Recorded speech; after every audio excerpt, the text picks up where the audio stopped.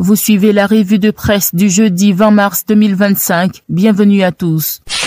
Démarrons cette annonce des titres en politique. À la une des journaux, développement de la fluidité routière. Le chef de l'État ivoirien Alassane Ouattara libère les usagers, écrit le Patriote. Le Jour Plus et le Nouveau Réveil annoncent que cette ouverture a été faite par Thiemo Komélié Koné et Begré Mombé. Selon les sorts ivoiriens, désormais le top départ est donné. La régionale rappelle que cet échangeur est un nouveau souffle pour la mobilité urbaine à Abidjan. L'Intelligent partage également cet avis. Le journal écrit qu'en effet, c'est un digbapa pour la mobilité et le progrès à Abidjan. Fraternité Matin, quant à lui, retransmet le message de Thiemo Komélié Koné. Avec cet ouvrage, c'est une zone économique qui se désengorge. C'est le reflet de la dynamique de développement amorcée. Il traduit surtout la vision pleine d'empathie portée par le président Alassane Ouattara. Pour le quotidien RHDP News, c'est une raison qui confirme la victoire de Ouattara à 96%. Le vice-président de la République Thiemo Komélié Koné a procédé hier, mercredi 19 mars 2025, à l'inauguration de l'échangeur du carrefour Akwaba, 6 à Port-Bouilly, en présence d'un parterre de personnalités dont le Premier ministre Robert Begré Mombé, le ministre de l'Équipement et de l'Entretien routier Hamidé Kouakou et des représentants de la Banque mondiale, partenaires financiers de cet ambitieux projet. À l'occasion, le vice-président de la République a souligné que cet ouvrage est le reflet de la vision du président Alassane Ouattara, une vision axée sur le développement inclusif et l'amélioration du quotidien des Ivoiriens. Liste électorale provisoire, Tidjane Thiam interviewé hier mercredi sur France 24. Je suis convaincu que je serai candidat, rapporte le Nouveau Réveil. Le sursaut retransmet un autre propos du président Tidjane Thiam. Je suis inquiet, ma nationalité, c'est une diversion. Retour aux patriotes, c'est sec, la coopération institutionnelle au menu d'une rencontre entre Akaouli et son homologue béninois. À la veille de l'ouverture de la première session ordinaire 2025 du Conseil économique, social, environnemental et culturel CESEC de la Côte d'Ivoire, Eugène Akaouli a eu une séance de travail avec son homologue béninois. Conrad Gbagidi, président du Conseil économique et social CES du Bénin. Cette rencontre s'est tenue dans la prestigieuse salle Jean Delafosse de l'Assemblée consultative ivoirienne. Monsieur le Président Conrad Gbagidi, votre présence à peine quelques semaines après votre élection à la tête du CES du Bénin témoigne de la vitalité des liens qui unissent nos deux nations et nos institutions, a déclaré Dr Akaouli, avant d'ajouter: nos institutions doivent poursuivre cette coopération que nous voulons encore plus solide et plus fructueuse. Au même journal, coopération parlementaire, le président de l'Assemblée nationale du Libéria à Abidjan. Chez l'expression accord énergétique, la Côte d'Ivoire et la Gambie réfléchissent sur sa mise en œuvre.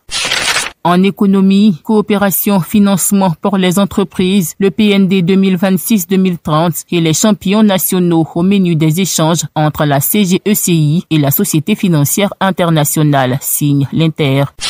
Terminons au journal Soir Info, coopération, promotion des investissements japonais en Côte d'Ivoire. Une entreprise japonaise rachète une partie de la dette ivoirienne.